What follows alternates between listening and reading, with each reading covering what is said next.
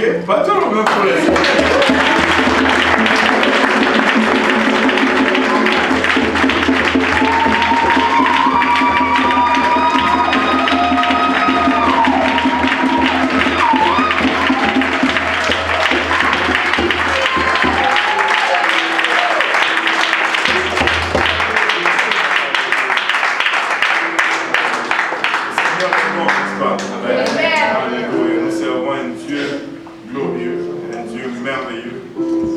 extraordinaire. Amen. Et nous lui rendons grâce pour les choses que nous sommes en train de vivre. Hier a été une journée extraordinaire. Nous avons eu boire baptême d'eau à l'église de l'Est, un baptême du Saint-Esprit. Ici à Saint-Laurent, nous avons eu 4 personnes remplies du Saint-Esprit et 2 personnes baptisées d'eau. Et c'est tout simplement extraordinaire. Et à chaque fois qu'une telle chose arrive, vous savez, si vous lisez votre Bible, il n'y a rien dans la Bible, si ce n'est un pécheur qui se répand, ne cause une fête dans le ciel. La Bible nous dit que les anges se réjouissent lorsqu'il y a un seul pécheur qui se répand. Et la raison pourquoi Dieu nous laisse ici, c'est que nous puissions permettre ou faciliter cette repentance à gauche et à droite. Je ne sais pas pour vous, mais je compte ça comme un privilège de faire partie de cette équipe de Dieu et de faire avancer son royaume, d'être conscient de ce que Dieu est en train de faire.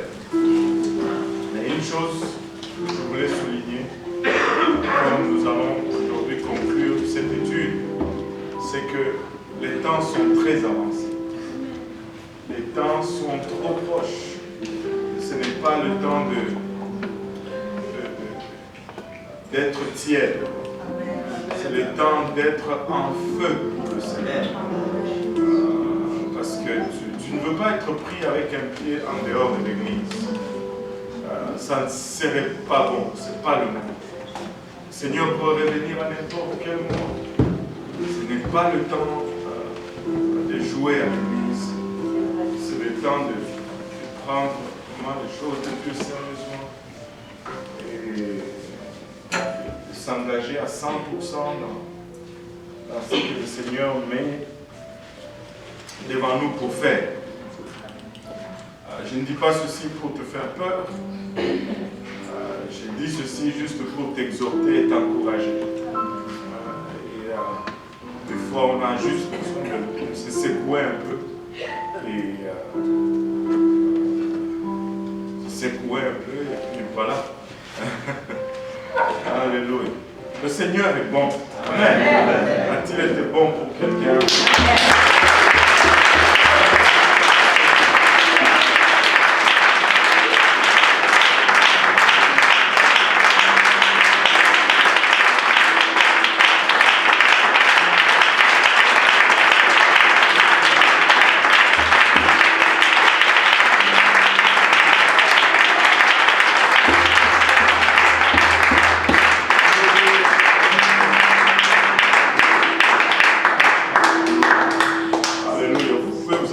Aujourd'hui, content de pouvoir dire, vous allez peut-être dire, ah, pasteur, toi aussi, tu exagères, mais je suis juste content de dire que les 2 enseignes de l'église de l'Est sont allumées aujourd'hui. On a installé le timer, l'électricité est envoyée, le frère est le témoin. Et c'est allumé. Amen. Donc si tu passes la nuit sur la rue Hochelaga, tu vas voir où se trouve l'église. Tu ne peux pas la manquer.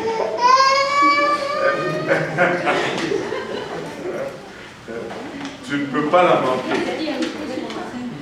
Église Pentecôtiste Unie de l'Est. Bienvenue.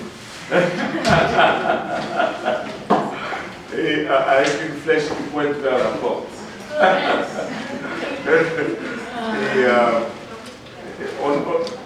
Vous savez, à chaque fois que j'essayais de diriger quelqu'un vers l'église, Je disais 87-29 au Hochelaga. Quand tu arrives là-bas, tu vas voir, c'est la bâtisse où les panneaux sont, c'est écrit meuble au Hochelaga, mais c'est là l'église, c'est là. Mais maintenant, je n'ai plus besoin d'écrire ça. Je dis, si tu vas sur Hochelaga, tu ne vas pas me manquer. C'est l'église avec l'enseigne bleue. Et c'est écrit Église pentecôtiste unie de l'Est. Oh. C'est pas pour vous, mais moi je suis ici. Alléluia. Maintenant, on va continuer et on va essayer de conclure notre étude sur le livre d'Apocalypse. Et nous avions regardé un peu la fois passée. Oh, est-ce que... Pardon? Des gens qui sont là pour la première fois. Il y a quelqu'un qui essaie de comprendre le message que je lui ai donné. Pas grave. Et il y a des gens qui sont là pour la première fois. Je n'en vois pas ici. Pardon? Natalia?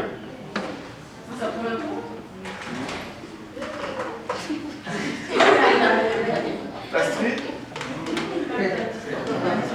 Natalia, elle est où? Ah, c'est ta première fois?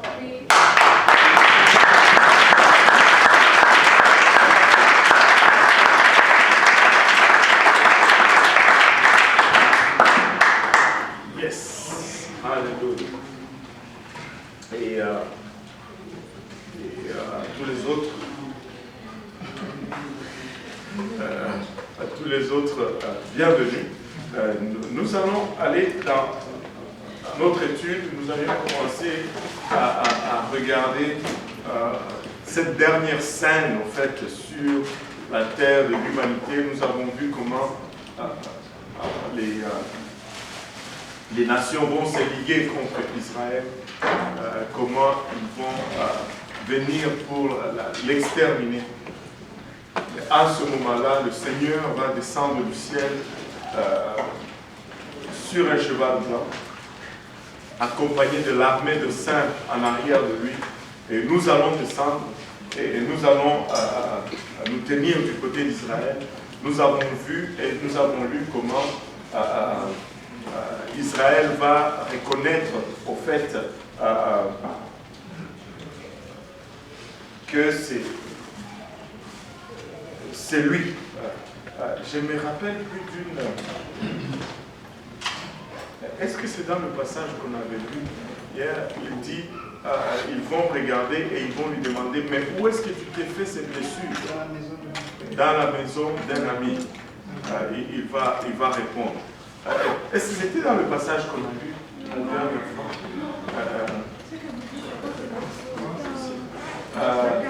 Non, c'est Zacharie, c'est pas le psaume. Ouais. Quelqu'un peut le lire? Zacharie, quelque chose?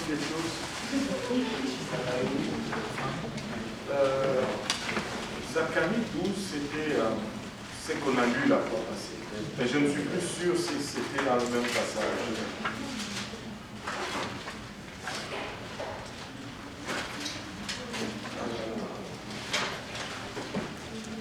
Et 13,6. Hein? Et si on lui demande, d'où viennent ces blessures que tu as aux mains, il répondra, c'est de la maison de ceux qui m'aimaient que je les ai reçus. Waouh! Et si on continue? Épée, lève-toi sur mon pasteur et sur l'homme qui est mon compagnon, dit l'Éternel des armées. Frappe le pasteur et que les ça, c'est pas un bon passage.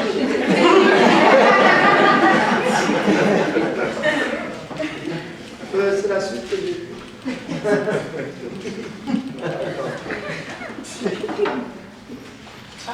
Ouais, continue. Frappe le pasteur et que les brebis se dispersent. Et je tournerai ma main vers les fers. Dans tout le pays, dit l'Éternel, les 2 tiers seront exterminés, périront, et l'autre tiers restera. 2 tiers. de la population mondiale va être exterminée. Il ne restera qu'un tiers. Je ne sais pas c'est quoi la population mondiale aujourd'hui. 7 milliards, quelque chose comme ça. Le 2 tiers de 7 milliards, c'est quoi? 5 milliards. 5 milliards, à peu près. 5 milliards de morts. C'est juste... Waouh! Pour, à la fin, là, 7 milliards de morts. Écoute, 5 milliards plutôt. On continue? Je mettrai ce pierre dans le feu et je le purifierai comme on purifie l'argent. Je l'éprouverai comme on éprouve l'or. Il invoquera mon nom et je l'exaucerai. Je dirai, c'est mon peuple, et il dira, l'Éternel est mon Dieu. L'Éternel est mon Dieu. Vous savez, à la fin, nous allons arriver à voir que c'est lui. C'est lui. Je ne sais pas, mais je ressens qu'on relise encore 12. Le 12? Ouais. Ça s'arrête au... Non, Zacharie 12. Ah, Zacharie 12, 10 ou bien À partir du début. Oracle, parole de l'Éternel sur Israël. Ainsi parle l'Éternel qui a étendu les cieux et fondé la terre, et qui a formé l'esprit de l'homme au-dedans de lui. Voici, je ferai de Jérusalem une coupe d'étourdissement pour tous les peuples d'alentour et aussi pour Juda dans le siège de Jérusalem. En ce jour-là, je ferai de Jérusalem une pierre pesante pour tous les peuples. Tous ceux qui la soulèveront seront meurtris. Tous ceux qui la soulèveront seront meurtris. Et toutes les nations de la terre s'assembleront contre elle. Toutes les nations de la terre s'assembleront contre elle. En ce jour-là, dit l'Éternel, je frapperai d'étourdissement tous les chevaux et de délire ceux qui le monteront. Mais j'aurai les yeux ouverts sur la maison de Juda.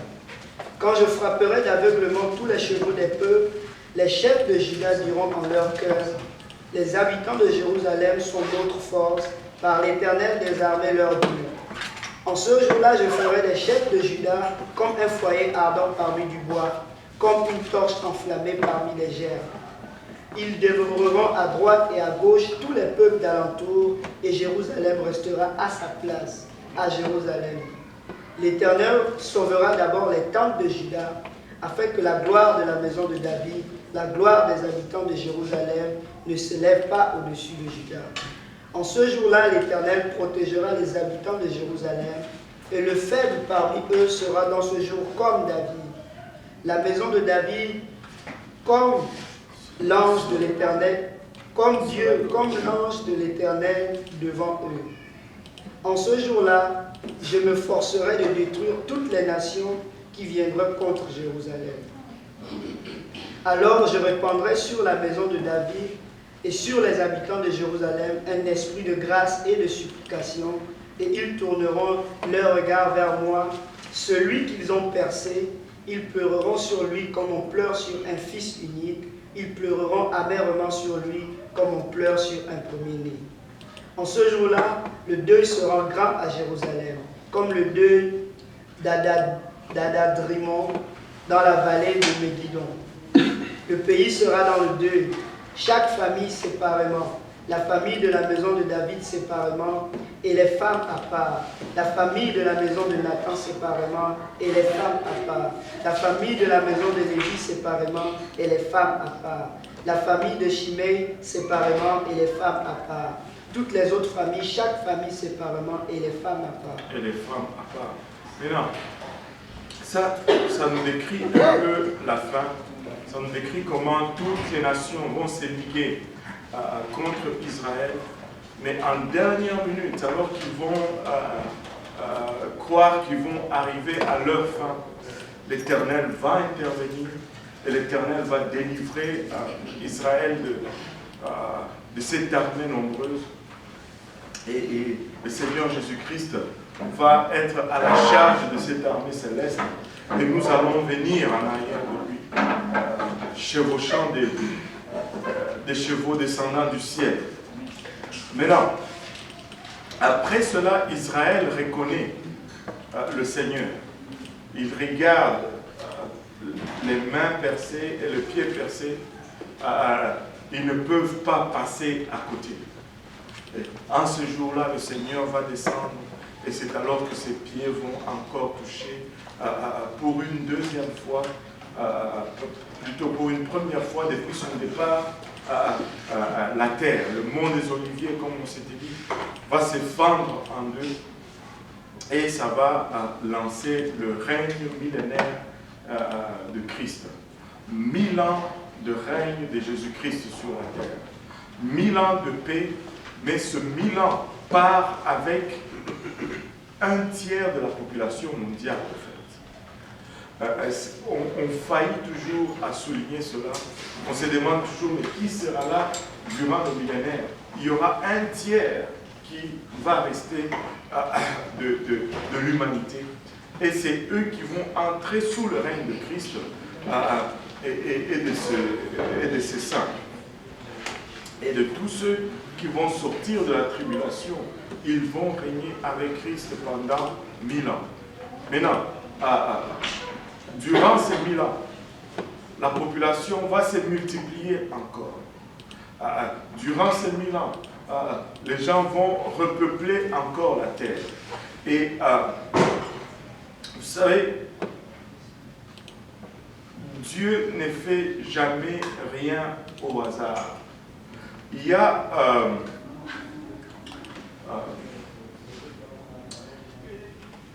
un schéma dans la Bible qu'on peut observer ou identifier si on observe correctement. Dieu va toujours faire les choses genre en deux temps. C'est pour manque de meilleure façon de l'expliquer. Il va toujours nous donner un schéma avant ou une image avant de nous présenter la chose réelle. On appelle cela, des fois certains appellent cela, je ne sais pas si c'est le bon terme, une espèce de dualité dans la parole de Dieu. Tu vois l'Ancien et le Nouveau Testament. Le premier Adam et le second Adam. L'ancienne terre, la nouvelle terre. Tout l'Ancien Testament n'est pas fait au hasard.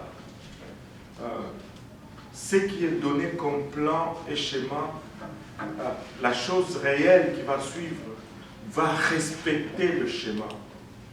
On va aller un peu plus profond pour regarder cela. Quand on regarde le temple, les premières instructions pour le temple est donnée à Dieu, à Moïse par Dieu, et c'est très détaillé. Environ 40 chapitres pour la construction du temple. Très détaillé. Mais il y a une raison, même si c'est l'ombre de ce qui est à venir. Mais toutes les autres choses qui vont venir, tous les autres temples qui vont venir, vont suivre le même schéma, le même plan ou le même pattern. Juste des exemples rapidement. Le temple était fait. Le temple, c'est les lieux ou l'habitation de Dieu sur la terre.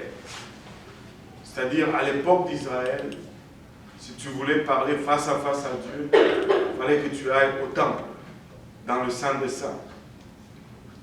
Après le temple, la deuxième habitation de Dieu sur la terre, c'est le corps de Jésus-Christ. Mais c'est fou comment les parallèles entre le schéma du temple et ce que Jésus-Christ était commencent à s'aligner. On regarde le temple, une des plus grandes caractéristiques du temple, c'est que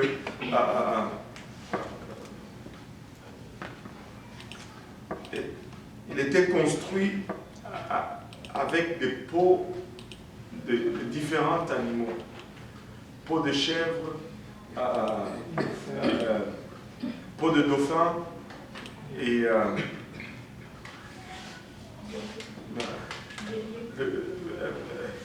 Peau de bélier, peau de bélier, peau de chèvre et peau de dauphin. Mais par-dessus, la couverture du temple était la peau de dauphin. Maintenant, la plus grande caractéristique de cette peau, c'est que c'est une peau terne, qui n'est pas brillante, qui n'attire pas l'œil, qui est grisâtre. Mais quand tu rentrais dans le temple, tout l'intérieur était décoré et recouvert d'or. L'extérieur, si tu voyais ça de l'extérieur, c'était une tente comme toutes les autres tentes. Mais à l'intérieur, c'était de l'or pur. Et lorsque Jésus-Christ est arrivé, il a respecté même ce simple détail. À l'extérieur, il était un homme normal, comme toi et moi. Mais à l'intérieur, c'était la divinité pure. Le livre d'Ésaïe nous dit, et ce n'est pas par hasard qu'il n'y avait aucune beauté en lui pour qu'il puisse attirer le regard. Il n'était pas beau. On n'allait pas le regarder et dire « Waouh, Tom Hanks », quelque chose comme ça. C'est Tom Hanks? Tom Cruise. Ok, Tom Cruise. C'est Tom Cruise. C'est qui le plus beau là? Tom Hanks ou Tom Cruise? C'est Brad Pitt. C'est Brad Pitt. C'est le même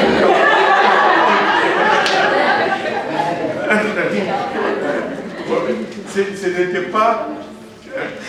Tu allais le regarder, tu n'allais pas dire waouh, non. Mais à l'intérieur, c'était la divinité extraordinaire. Et tout ce. On peut regarder l'arche de l'Alliance et comment il était construit. L'arche de l'Alliance était fait en bois d'acacia recouvert d'or à l'intérieur et à l'extérieur. Ça nous parle encore à l'arche de l'Alliance. C'est là où on aspergeait le sang pour l'expiation de nos péchés. À l'intérieur de l'arche, il y avait des tablettes avec les 10 commandements. Amen. Amen. Maintenant, quand tu regardes cette boîte, elle représente tous les rôles de Dieu, même dans l'ordre successif. À l'extérieur, c'est l'or qui représente la nature divine. L'or est toujours symbole de la divinité, qui représente la nature divine de Dieu, qui est à l'extérieur, qui est le caractère de son omniprésence, et qui est associé au Père, à son rôle de Père. Après vient le bois. Le bois, c'est le type de l'humanité, qui est la chair de Jésus-Christ.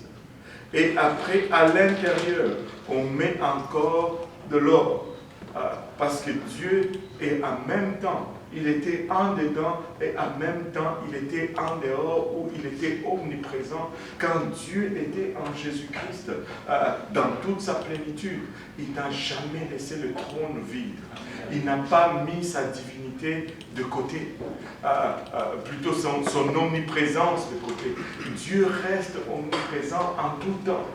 Quand on dit que la plénitude de Dieu est en Jésus-Christ, cela ne veut pas dire que bon, le trône est vide maintenant. Si la plénitude de Dieu est en Jésus-Christ et que Dieu n'est plus omniprésent, on a un sérieux problème.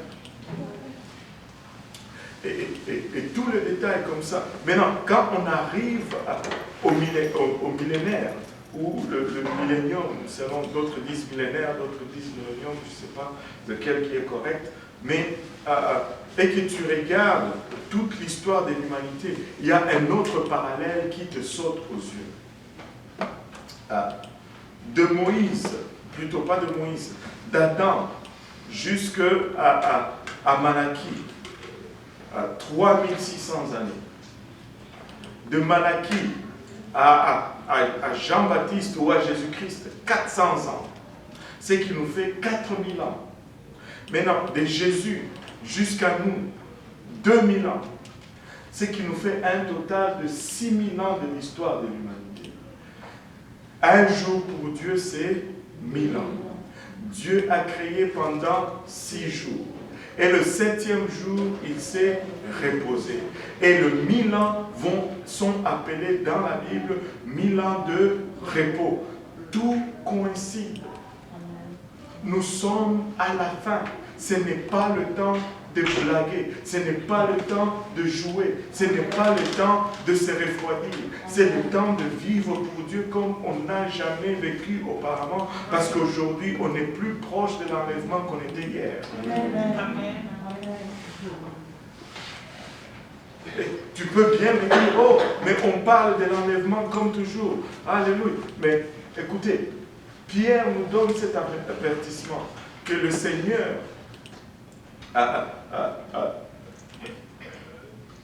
ne tarde pas dans l'accomplissement de cette promesse, comme certains disent, les gens, mais comme certains disent, mais il retarde seulement parce que sa volonté, c'est que tous parviennent à la repentance.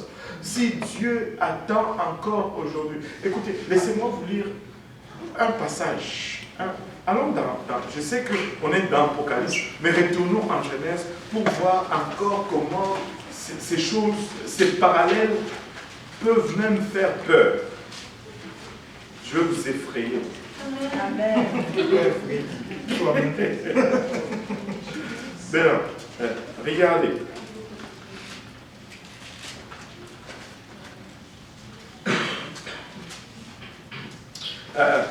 Genèse 7, à partir du verset 6. La Bible dit, Noé avait 600 ans lorsque le déluge d'eau fut sur la terre.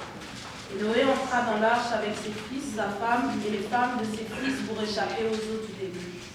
D'entre les animaux purs et les animaux qui ne sont pas purs, les oiseaux et tout ce qui se meut sur la terre, il entra dans l'arche auprès de Noé, 2 à 2, un mâle et une femelle, comme Dieu l'avait ordonné à Noé. Pause.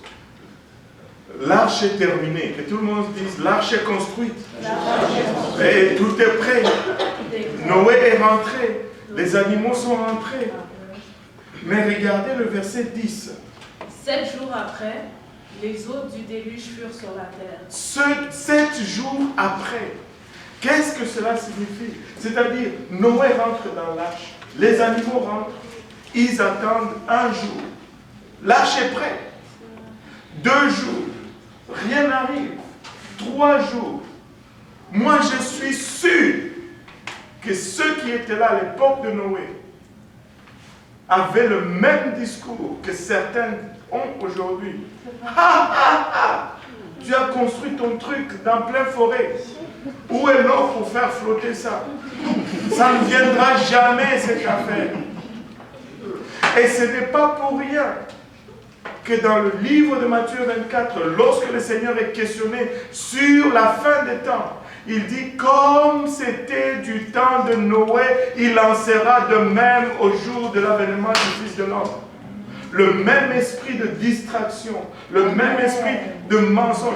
Oh, ça fait des années on en parle. Ils ont dit la même chose. Mais laissez-moi vous dire, le déluge est arrivé.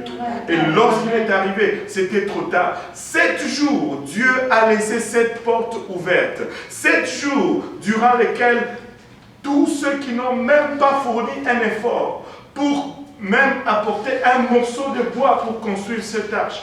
Ils pouvaient juste marcher et rentrer dans cette arche. La seule raison pourquoi Dieu a laissé cette porte ouverte, c'est que quiconque voulait pouvait entrer. Mais personne n'est entré. Personne n'est entré. Mais ça serait triste. Et ce qui est triste des fois, c'est que tu vois ceux qui sont dans l'arche en train de quitter l'arche aujourd'hui.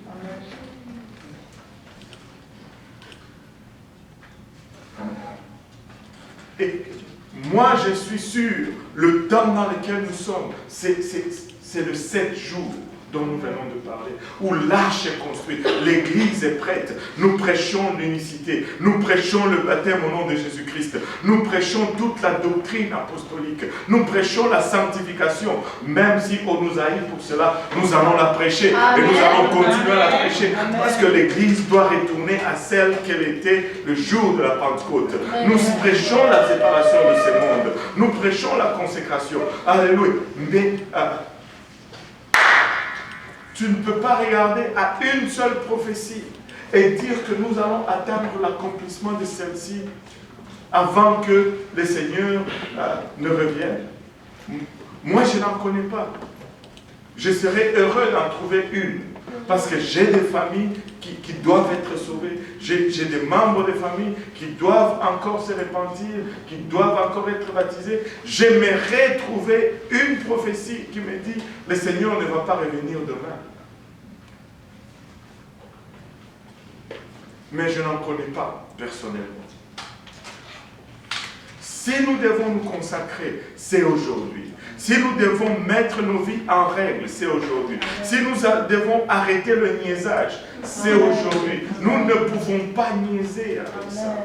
Parce qu'en ce jour-là, ça sera terrible. Ça sera terrible. Laissez-moi vous dire une autre chose.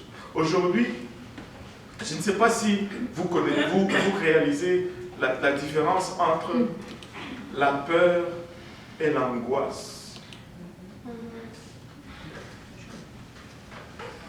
Tu peux avoir peur, c'est une chose. Mais être angoissé, c'est une autre chose. Mais ce qui vient est pire que l'angoisse. Et je vais vous expliquer. Aujourd'hui, des fois, ta marche n'est pas si correcte. Tu as peur un peu. Et tu vas prier. Si tu pries assez, tu te répands. Tu ressens encore cette présence de Dieu parce que sa grâce nous couvre. Et on joue des fois avec cela. Mais laissez-moi vous dire ceci. Nous pouvons sentir cela parce que l'Église est encore ici sur terre. Nous pouvons sentir cela parce que l'Esprit de Dieu est dans son Église. Mais une fois la trompette sonne, l'Esprit de Dieu part. L'Église de Dieu part et l'Esprit de Dieu part. Tu peux prier comme tu veux, tu ne vas rien ressentir. Je ne sais pas pour vous, mais il m'est arrivé des moments où j'ai prié et je n'ai pas ressenti la présence de Dieu. C'était une chose terrible. Mais tu peux prier comme tu veux, pleurer comme tu veux et ne pas ressentir cette présence de Dieu. Tu ne veux pas être sur la terre en ce temps-là. Tu veux être parti de cette terre. Nous ne pouvons pas jouer au loto avec cela. Maintenant, il faut être prêt. Aujourd'hui, il faut être prêt. Aujourd'hui, il faut être prêt. Pouvons-nous juste fermer les yeux pour un moment? On va juste prier.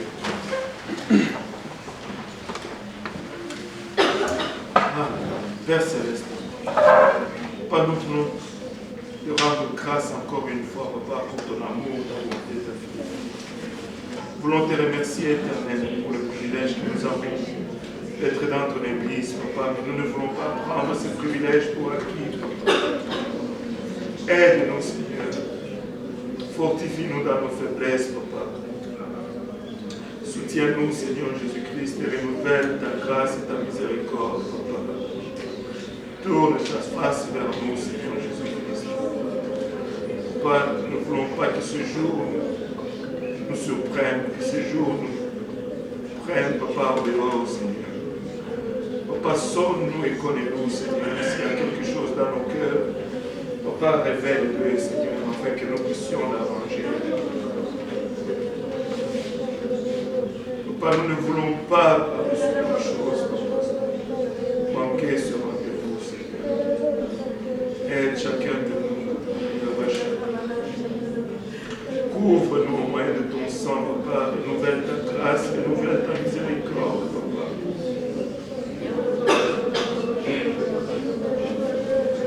Renouvelle cette grâce, Seigneur. Fais-nous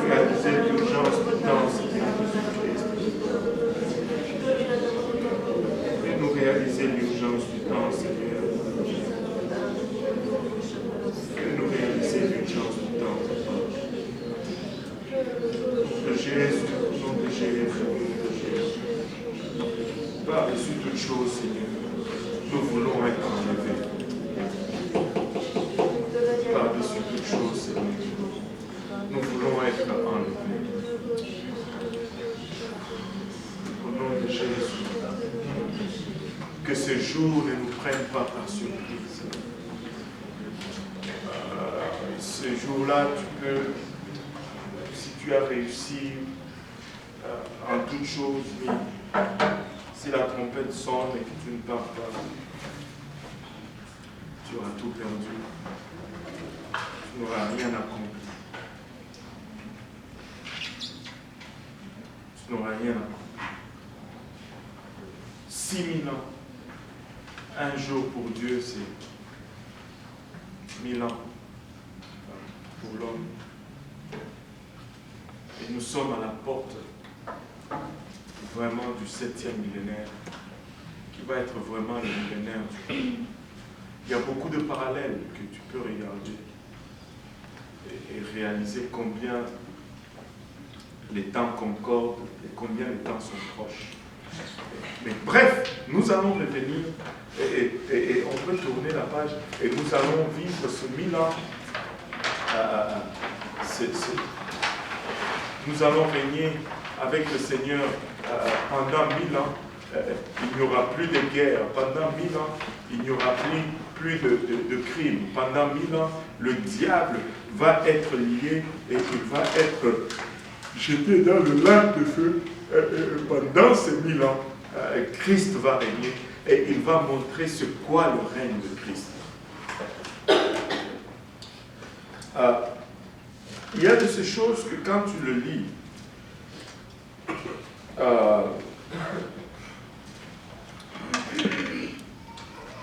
tu ne...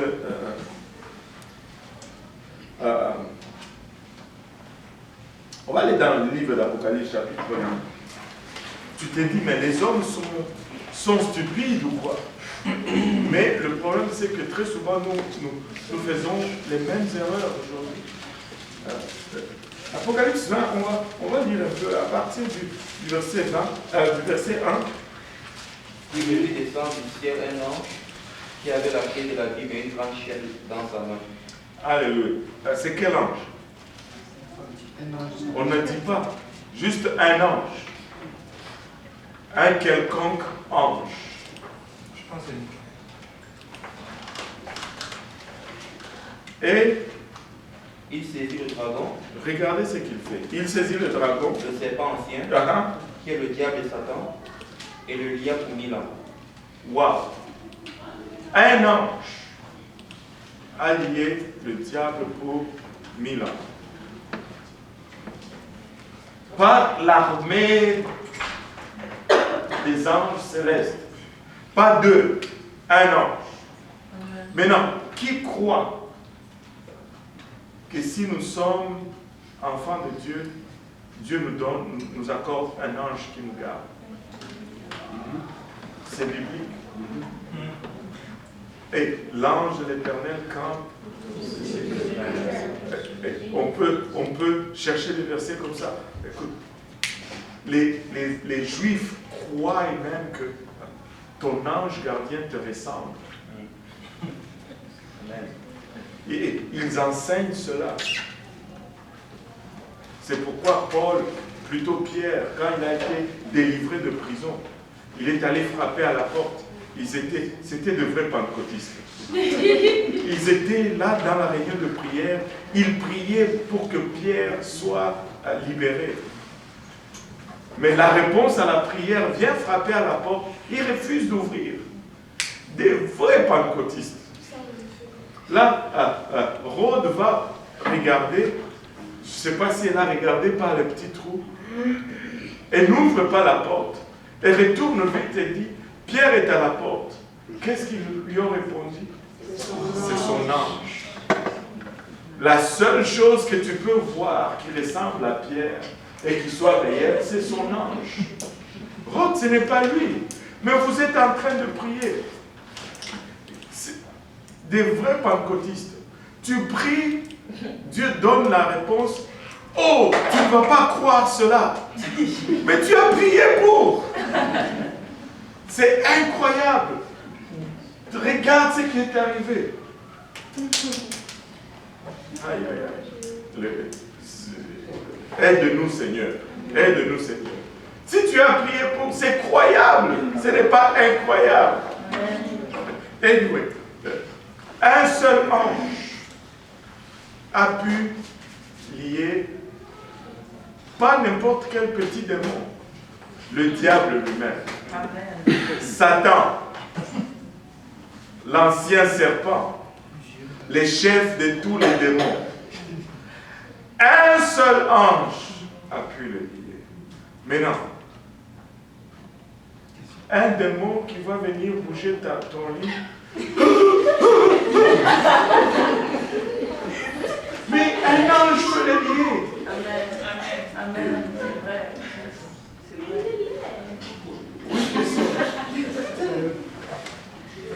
Oui, question. Pourquoi ça dit le diable et Satan? C'est juste pour qu'il n'y ait pas de doute que c'est lui. On te donne tous les noms. L'ancien serpent. Il y a les diapons aussi. C'est lui.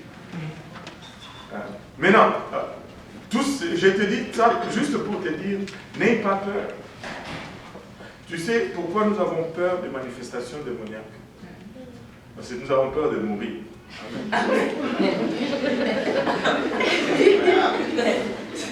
C'est vrai, non? Hein? C'est une question. Est-ce que c'est la laideur? Pourquoi est-ce que quand tu vois une personne laide, tu n'as pas peur?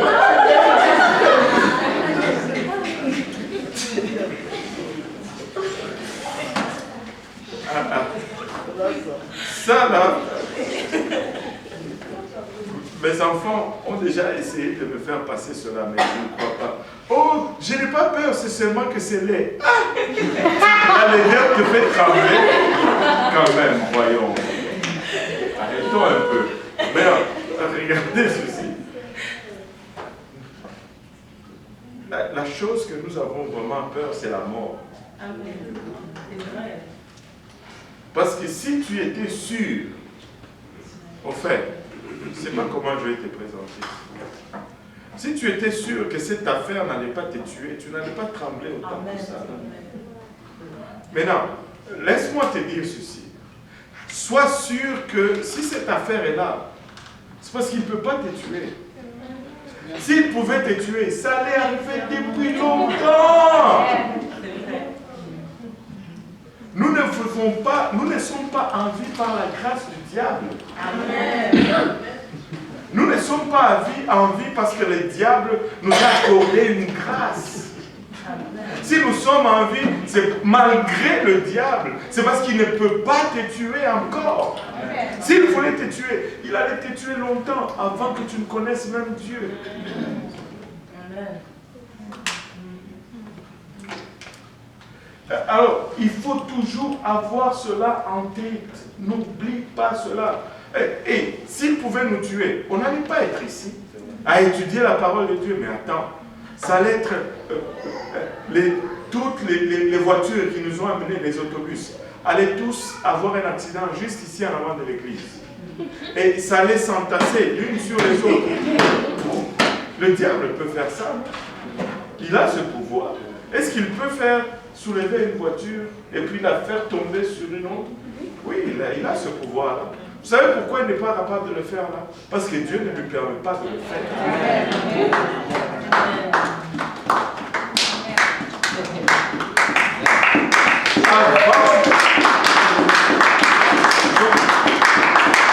Il ne faut pas vivre dans la peur. Toutes nos voitures allaient avoir un accident là, juste en avant de l'église. Et là, ça allait être un record pour lui. Parce qu'après cela, personne n'allait plus vouloir venir à cette église. Et il allait dire, yes. Mais vous savez quoi? Il ne peut rien si ce n'est Dieu qui permet. Alors, n'aie pas peur. Parce que dès qu'on a la peur, on lui ouvre, au fait, la porte. Alléluia. N'aie pas peur. Maintenant, verset 3. Il le jeta dans l'abîme, vraiment il cela rentra au-dessus de lui, afin qu'il ne séduisît plus les nations, jusqu'à ce que les 1000 ans fussent accomplis. Après cela, il faut qu'il soit délié pour un peu de temps. Et je vis des trônes, et à ceux qui s'y assis fut donné le pouvoir de juger. Et je vis les âmes de ceux qui avaient été décapités à cause du témoignage de Jésus, et à cause de la parole de Dieu, et de ceux qui n'avaient pas adoré la bête, ni son image, et qui n'avaient pas reçu la marque sur leur front et sur leurs mains. Ils revinrent à la vie, et ils régnaient avec Christ pendant 1000 ans. Alléluia. Vous voyez? Peut-être que on continue. Les autres morts ne revinrent point à la vie jusqu'à ce que les 1000 ans fussent accomplis. C'est la première résurrection. Heureux et saints ceux qui ont par la première résurrection. La seconde mort n'a point de pouvoir sur eux. Oh, alléluia. Si j'étais vous, j'allais battre les mains.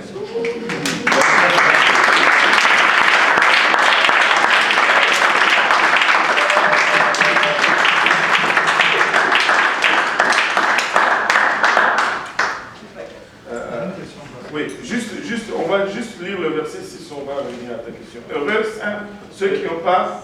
Heureux et saints ceux qui ont pas la première résurrection, la seconde mort n'a point de pouvoir sur eux.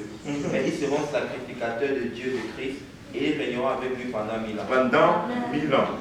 Amen. Oui, la question. Ok.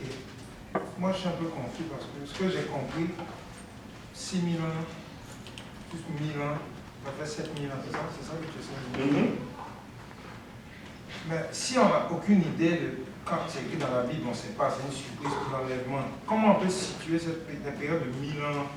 Tu sais, l'ange va le prendre, l'enchaîner pendant 1000 ans, puis après on va le libérer pour un peu de temps. Mais si on n'a aucune référence dans le temps, comment on peut savoir quand ça va arriver? Pour compter quoi? Pour compter 6000 ans ou pour compter Non, pour compter les 1000 ans première. Parce que le jour que ça va arriver, tout le monde le saura. Et à partir de ce jour-là, 1000 ans après,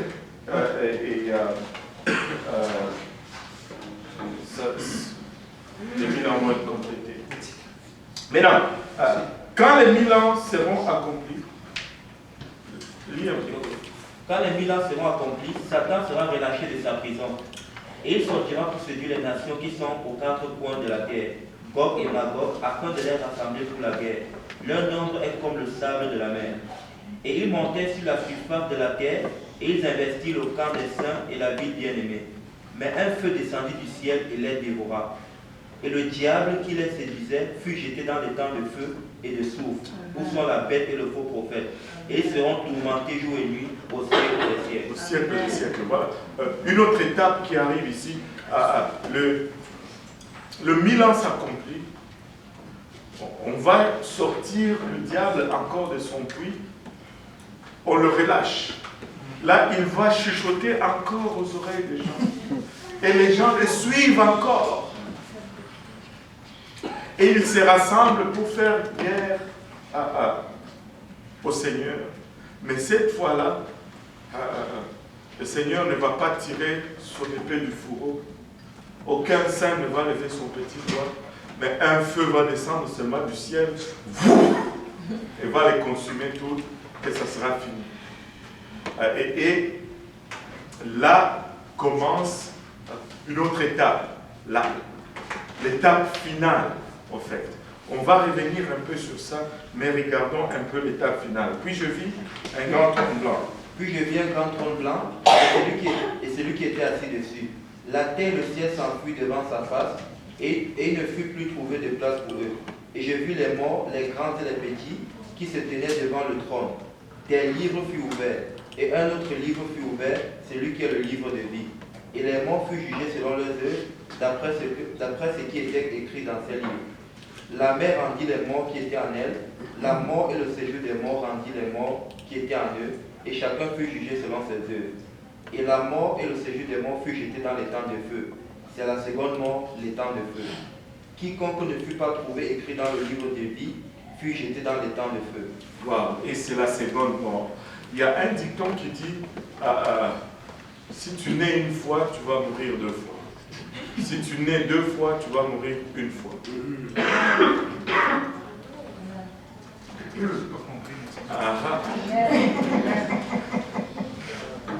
Je suis né naturellement. Si c'est là la seule naissance que j'ai, je vais mourir 2 fois. Je vais mourir le jour de ma mort. Et puis, après, je vais ressusciter et on va me jeter dans le temps de feu qui est la seconde mort. Mais si je suis né une fois naturellement et que je suis né encore, comme on dit, born again, de nouveau.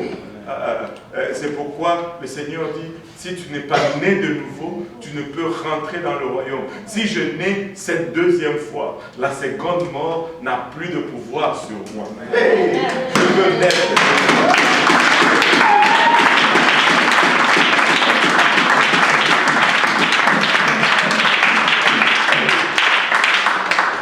Et pour naître 2 fois, c'était ça la question. Ok, laisse-moi juste finir ça. Pour naître 2 fois, il faut naître d'eau et d'esprit. La nouvelle naissance, c'est la naissance d'eau et d'esprit. Le baptême d'eau et le baptême du Saint-Esprit m'exemptent de la seconde mort. Oui. Il faut quelqu'un naît de nouveau. Il peut mourir 2 fois parce qu'on dit comme des rétrogrades. Et après qu'ils ne reviennent pas.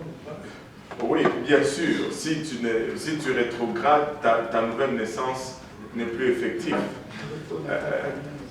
Il faut mourir avec tes 2 naissances. On va dire. Attends un peu, il y a la sœur ici. Pour les gens, par exemple, qui sont déjà morts, quand ils vont être ressuscités, est-ce qu'ils vont être ressuscités avec leur chair ou c'est juste l'âme qui va être... Tout le monde va ressusciter avec un corps. Mais non, il y a de ces choses là-dessus qu'on ne sait pas. Oui, parce qu'aujourd'hui, je parlais avec une personne, ils m'ont dit que quand les gens vont ressusciter, ils ne vont pas avoir la chair parce que la chair est déjà pénétrée dans la... Moi, je vais juste poser une question. Jésus-Christ est ressuscité avec un corps. Or, celui, l'image, celui, le modèle, celui, l'exemple, nous ne faisons que suivre ce qu'il a fait partout où il est passé.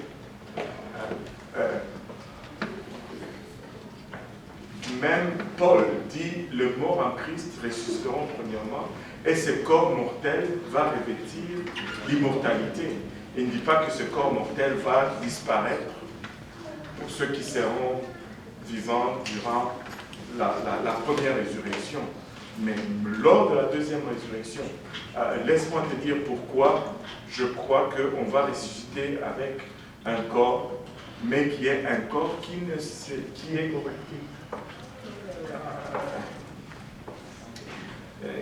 qui ne sera pas destructible, en fait. Parce qu'il y a un élément, là c'est vous qui m'avez provoqué là-dessus, hein. Alors ne dites pas que j'ai pris trop de temps. Il y a un élément que nous ne maîtrisons pas, que nous ne savons pas. Et nous ne pouvons que spéculer ou tâtonner parce qu'il y a un petit peu ici, un petit peu là et un petit peu ici.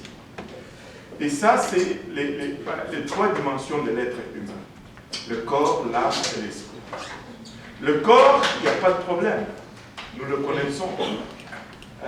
L'esprit, il n'y a pas aussi beaucoup de problèmes parce que nous avons Dieu comme référence et comme interface.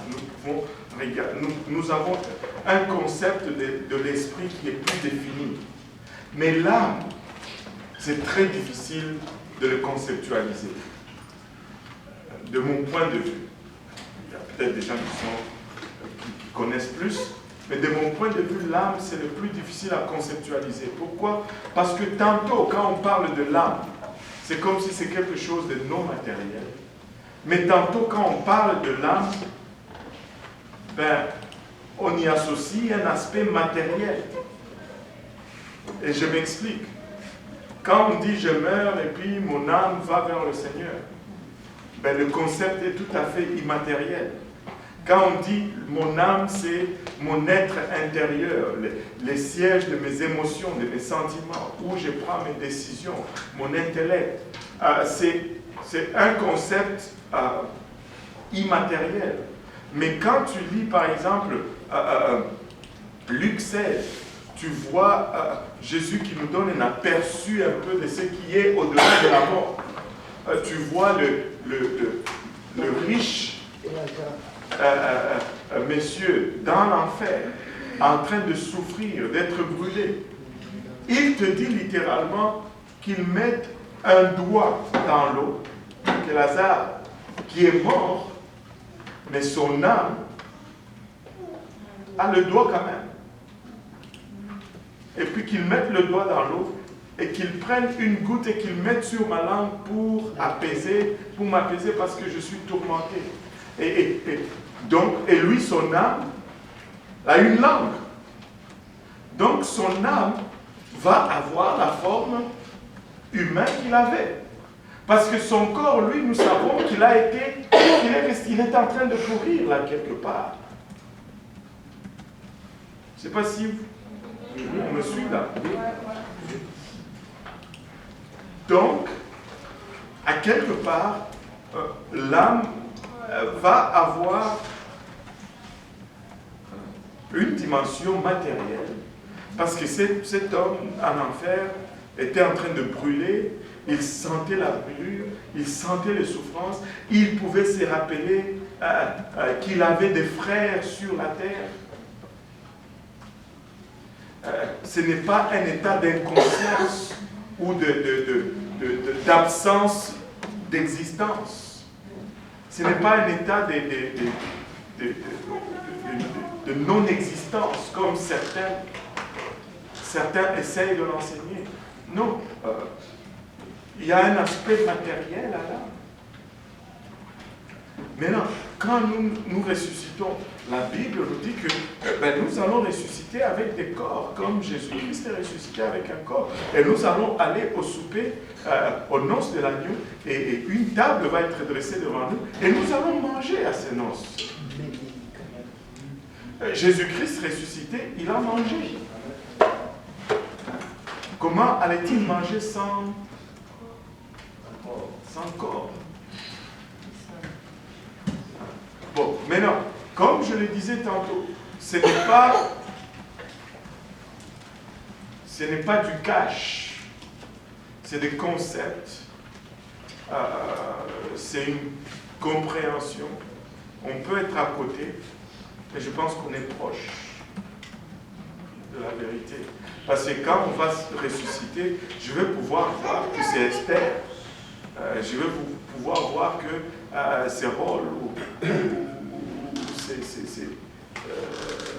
c'est Manuela, et je vais pouvoir distinguer les gens.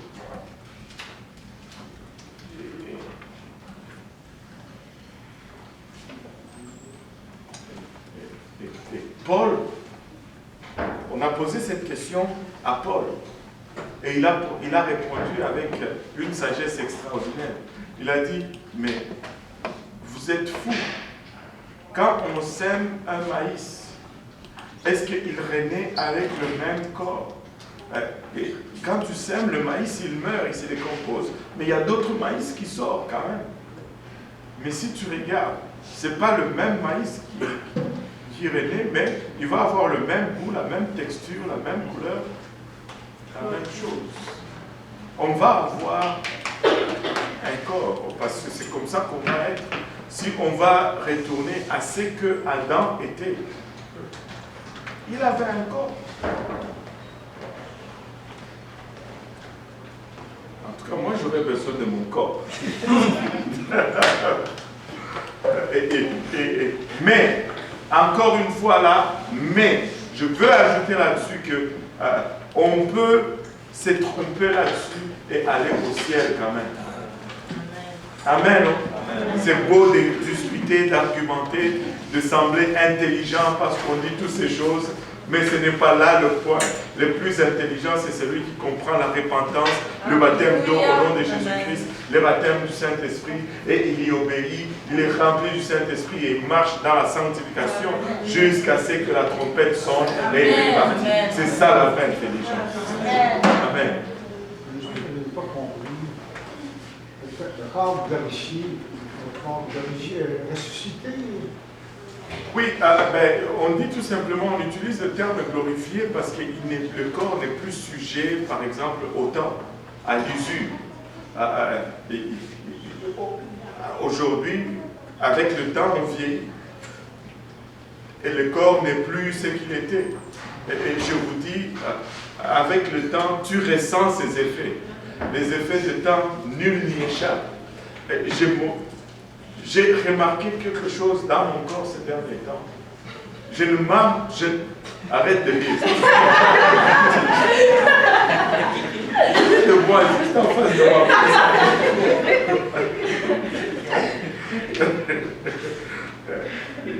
Je ne monte plus les escaliers avec la même souplesse que je le faisais avant. Et je suis à 47 ans. Et je commence à remarquer.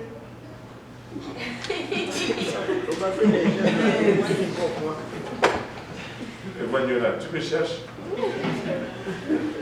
Et je commence à remarquer que je vais commencer à monter les escaliers, mais il va y arriver à cette avant-dernière marche où on dirait que ma jambe ne pousse plus comme... Elle n'arrive plus à se déployer au complet. Elle ne pousse plus comme elle poussait auparavant. Je ne sais pas si c'est mon poids qui a augmenté ou si c'est la tension qui a diminué dans la jambe. Mais à quelque part, il y a un manquement. Et un corps glorifié n'est pas soumis à cela. Un corps glorifié peut adorer pendant 1000 ans sans se fatiguer.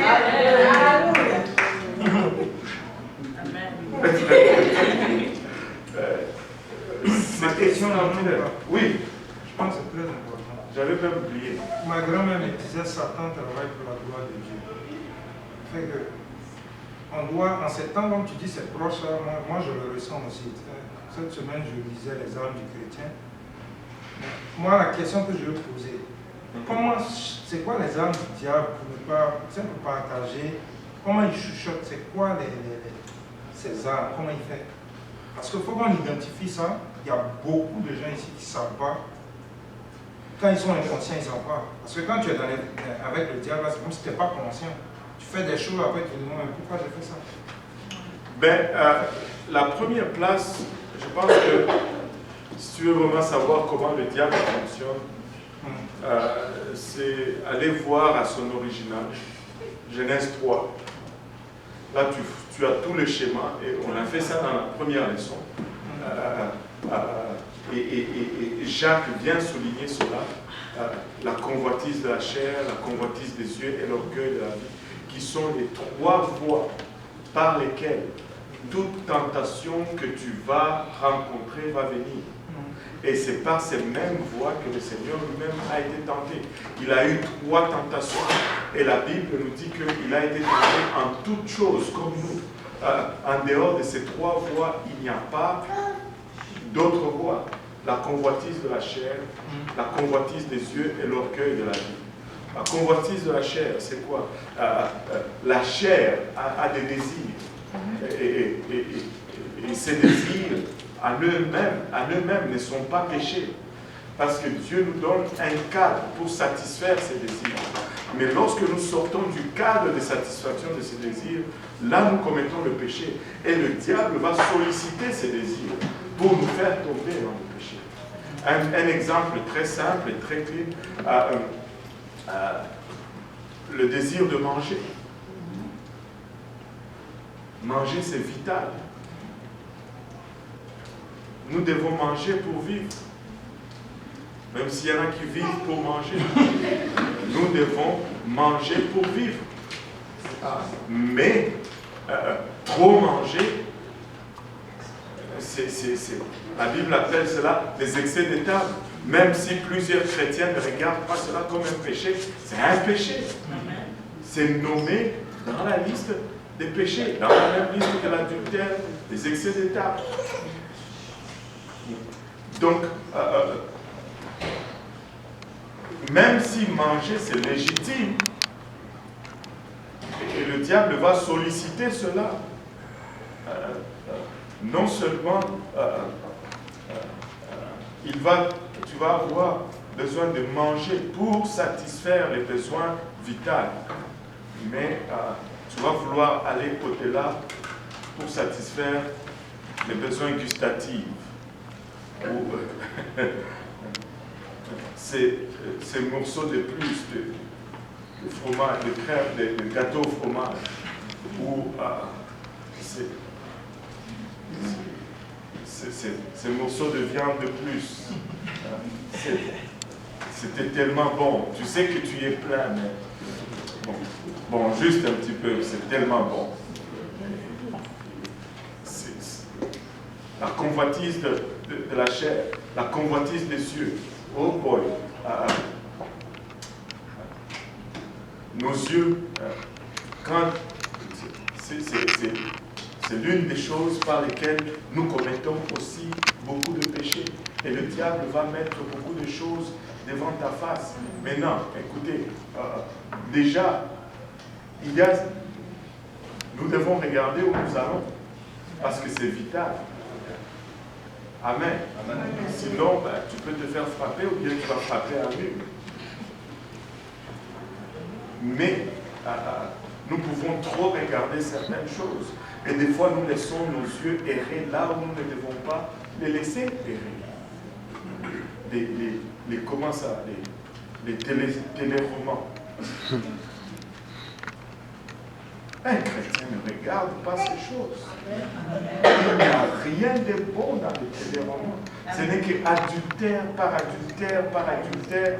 Non seulement adultère, mais inceste et toutes ces choses-là. Le frère du beau-frère couche avec la femme de la belle-fille. Et c'est tout dans la même histoire. Mais c'est de l'adultère. Tu ne peux pas prendre plaisir. Ça doit te dégoûter, en fait.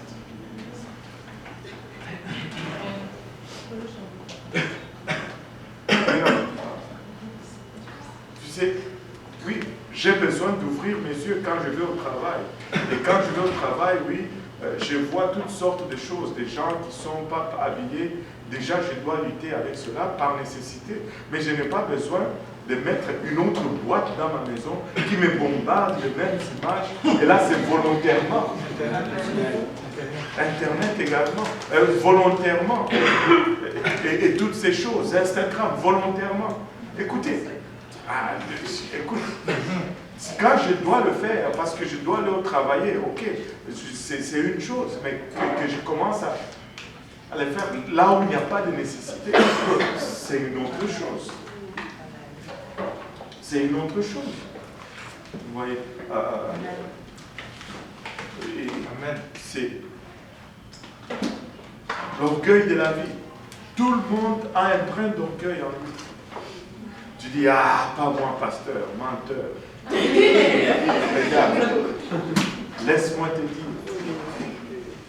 tout le monde, quand tu vas quelque part et qu'on t'identifie par ton nom, comment tu te sens? Ah, on me connaît. Ça ne te laisse pas indifférent. Ah, comment tu me connais? Parce que nous tous, nous avons une mesure d'orgueil. Mais écoutez, comme pour l'appétit de la faim, comme pour la convoitise des yeux, et même pour l'orgueil de la vie, c'est Dieu qui a mis en cela en nous. Parce que si nous n'avions pas cela, nous allions être des légumes. Nous n'allions pas travailler pour nourrir nos familles. Tes enfants meurent de faim, ils n'ont pas de vêtements, ça ne te fait rien. Ah, tu sais que ton enfant soit là, il n'y a rien à manger, tu te dis, mais je ne peux pas, je dois faire quelque chose. Ça prend de l'orgueil pour cela. À la bonne place. Quand quelqu'un dit, mes enfants ne vont jamais manquer de nourriture,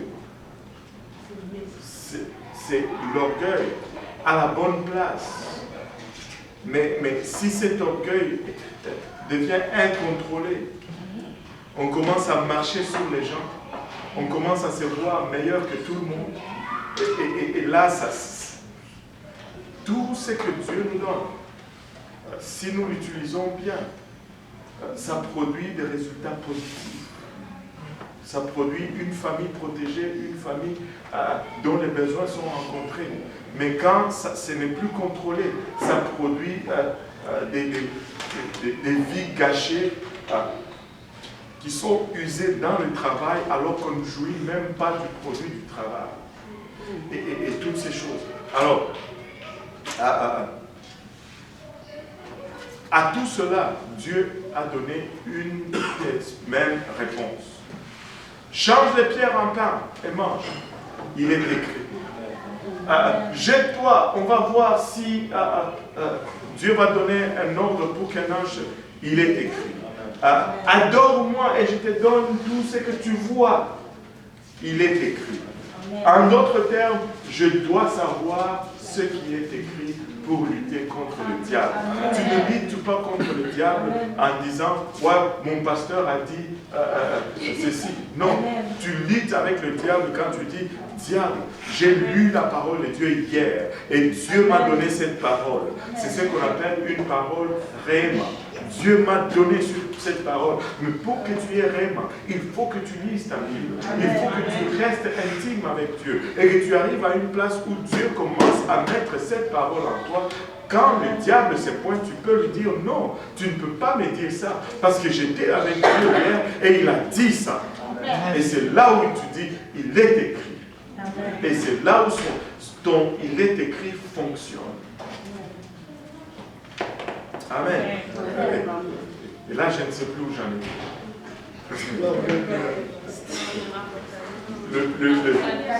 Après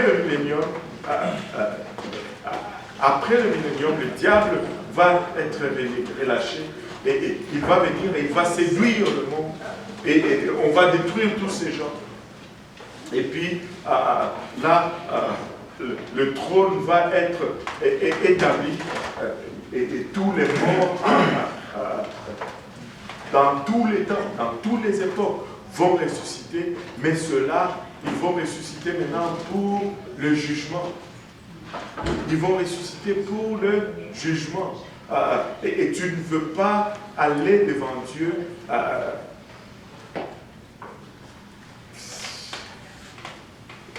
les livres vont être ouverts.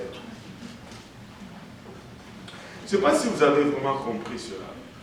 Tout ce qu'ils ont fait était écrit dans ce livre. Et le livre va être ouvert. C'est-à-dire, tout ce qu'ils ont fait en cachette va être lu publiquement. Je ne sais pas pour vous, mais moi, je ne veux pas que ma vie soit lue publiquement. C'est tout le monde C'est juste ceux qui n'ont pas ressuscité à la première résurrection. Ceux qui ont manqué l'enlèvement, en fait. C'est pourquoi il ne faut pas manquer l'enlèvement. Si tu manques l'enlèvement, ta vie est exposée. Il ne faut pas. Je ne sais pas pour vous là, vous êtes peut-être jeune et innocent, mais moi je suis venu à Dieu, j'étais déjà vieux et j'avais déjà fait des gaffes. Sous le sang. Alléluia. Gloire au nom de Jésus.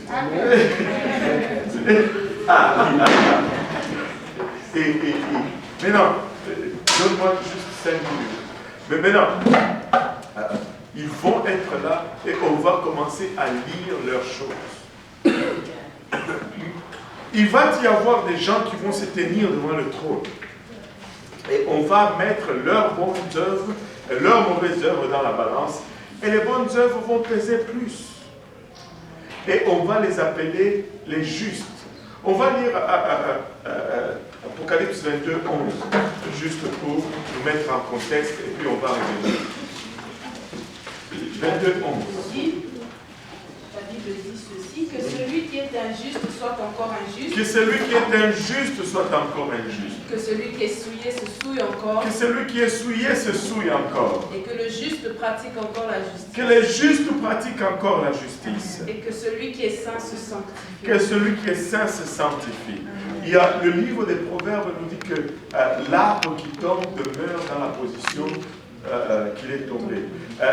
Écoute, ça veut dire quoi? L'état dans lequel tu vas mourir va demeurer ton état éternel. c'est pour revenir un peu au rétrograde et tout cela. Si tu meurs rétrograde, tu vas rester rétrograde toute l'éternité. Si tu meurs saint, tu vas rester saint toute l'éternité. Si tu meurs juste, tu vas rester juste toute l'éternité. Et si tu meurs souillé, tu vas rester souillé toute l'éternité. Ton état ne change pas après la mort. Donc, je dois mourir à la bonne place ou dans un bon état. Parce que c'est cela qui va être mon état éternel. Amen. Maintenant, il dit que les justes pratiquent encore la justice. La clé de la réponse se trouve dans la détermination de ces 4 groupes. Les souillés, les injustes, les justes et les saints. 2 bons et 2 mauvais. Bon. Et les 4 groupes ont des différentes destinations. Selon ton époque, selon ce que tu as fait, tu vas te retrouver dans un de ces groupes. Et selon le groupe dans lequel tu te retrouves, tu vas te retrouver dans une destination. Le premier, ce sont, on va commencer avec les injustes. On va commencer avec les mauvais. Okay? On va juste régler le cas de les injustes. Si on doit le définir, les injustes sont ceux-là qui sont les gens normaux que nous rencontrons tous les jours. Nos voisins, nos collègues de travail, nos amis d'école, qui sont des gens normaux, des gens corrects. Ils ont un CGE, ils n'ont un chez eux, ils n'ont pas braqué une banque, ils n'ont pas tué quelqu'un, ils n'ont peut-être pas commis l'adultère, mais ils vont peut-être mentir de temps en temps, ils vont peut-être voler de temps en temps, ils vont peut-être boire ou faire des choses comme ça. Mais quand on va leur parler de la justice de Dieu, ils vont refuser.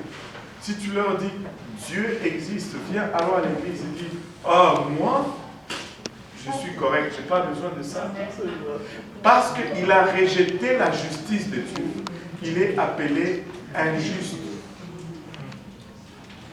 Dieu lui a tendu la main, il a refusé. Personne ne peut se targuer d'y arriver par lui-même. Et parce qu'il a refusé la justice de Dieu, parce qu'il a ainsi rejeté Dieu, Dieu va aussi le rejeter. C'est d'une tristesse. Parce que, vous savez, je ne sais pas si vous en avez déjà rencontré des gens qui sont juste par eux-mêmes. Ils ont quand même une bonne cote morale. Et ils font certaines choses que la parole de Dieu nous demande juste par leur moralité. Même des fois, certains saints dans l'église, tu te bats avec eux pour faire ces choses, c'est la guerre. Mais eux, juste par leur code moral, ils vont forcer moralement et ils vont y arriver. Mais vous savez quoi? Ça crée quelque chose de dangereux de l'autre côté. Parce que ils exercent comme ça leur... je sais pas si j'ai les bons mots, pardonnez-moi par ce manque de vocabulaire, mais je veux dire, ils vont avoir une forte volonté comme ça. Et ils vont résister au péché par la force de leur volonté. Mais le problème, c'est que leur volonté devient tellement forte qu'ils sont aussi à mesure de résister à Dieu par cette même volonté.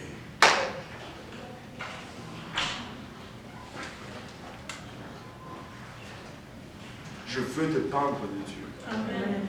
Je ne veux pas juste le faire par ma main. Et parce qu'ils ont ainsi rejeté Dieu, Dieu le rejette aussi. Et leur destination finale, c'est les temps de feu, malheureusement. La société va regarder l'injuste, va dire c'est une bonne personne. Mais Dieu le regarde et dit qu'il a rejeté ma justice. Il n'est pas assez bon. Maintenant, le souiller, c'est là où et la société et Dieu vont être d'accord. Ce sont les criminels, les tueurs en série, les violeurs, les abuseurs d'enfants. Même la société les regarde et les condamne.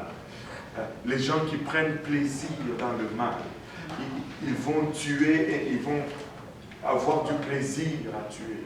Ils vont violer et ils vont avoir du plaisir à violer. Ils vont voler et ils vont se vanter d'avoir accompli un coup magnifique ou le crime parfait. Même la société le regarde et les condamne. La Bible les appelle souillés. Et leur destination finale, c'est la même place que les injustes, c'est les temps de feu, où ils sont tourmentés à jamais. Maintenant, quand on regarde les deux bons, il y a les saints. On va commencer d'abord par les saints. Les saints, quand on regarde dans cette catégorie, c'est ceux qui ont reçu l'Esprit de Dieu, qui sont appelés fils, qui ont reçu le Saint-Esprit. C'est pourquoi ils sont appelés saints. Ils font partie de la filiation avec Dieu. Ils sont co-héritiers avec Christ. Le Saint sort de l'Église. Et nous avons le privilège de vivre dans ce temps. Nous avons l'honneur et le privilège de faire partir de ce groupe qu'on appelle le Saint. Et leur destination, c'est non seulement la nouvelle terre, mais la nouvelle Jérusalem, la ville sainte construite par Dieu lui-même qui va descendre du ciel. Une architecture céleste. Je ne sais pas pour vous, mais je m'attends à voir quelque chose de subliminal. Maintenant, les justes, c'est là où les gens se fourvoient un peu. Les justes, c'est celui qui a obéi à toute la justice, plutôt à toute la vérité qui lui était disponible. C'est-à-dire, il n'a pas peut-être vécu au temps de la grâce, mais quand on lui a dit qu'il fallait qu'il offre une brebis, il a offert cette brebis. Et il a fait tout ce que la parole de Dieu lui demandait, qu'il connaissait, et Dieu l'appelle juste parce qu'il a tout fait pour suivre la justice de Dieu.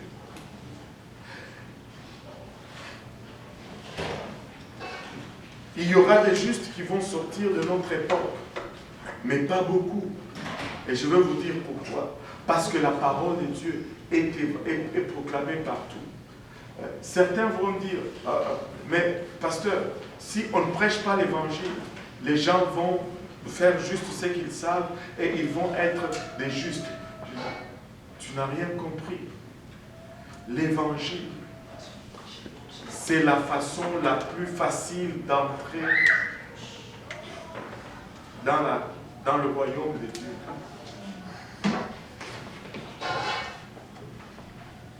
Je vais poser une question pour que nous puissions vraiment comprendre ce que je veux dire par là.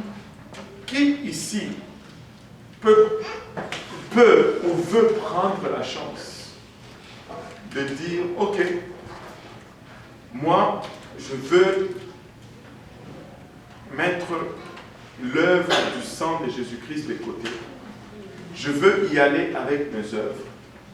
Je suis sûr que je veux faire assez de bonnes œuvres. De sorte que quand on va mettre mes bonnes œuvres et mes mauvaises œuvres dans la balance, mes bonnes œuvres vont être plus que mes mauvaises œuvres. Qui voudrait miser sa vie là-dessus?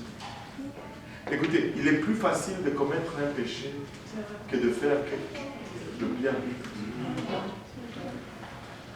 C'est pourquoi Dieu nous accorde la grâce.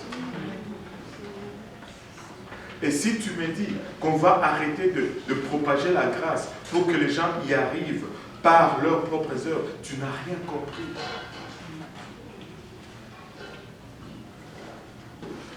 Nous allons nous accrocher à cette grâce comme à... Écoute,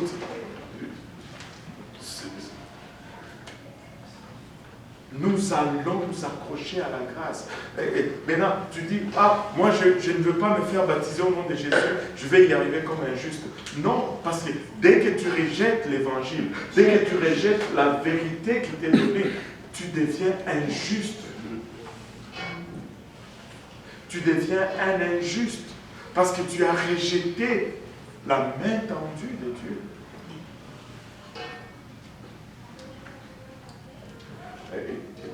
Nous devons embrasser cet évangile comme nous devons nous y accrocher, nous y attacher. Je ne laisse pas l'Église, je m'accroche à l'Église, je m'attache à l'Église. Mon destin est lié à l'Église. Pas pour dire que je suis prédestiné, non. L'homme n'est pas prédestiné. L'homme a le choix. L'Église est prédestinée. Le monde est prédestiné. Mais l'homme a le choix d'embarquer soit dans l'Église, soit dans le monde.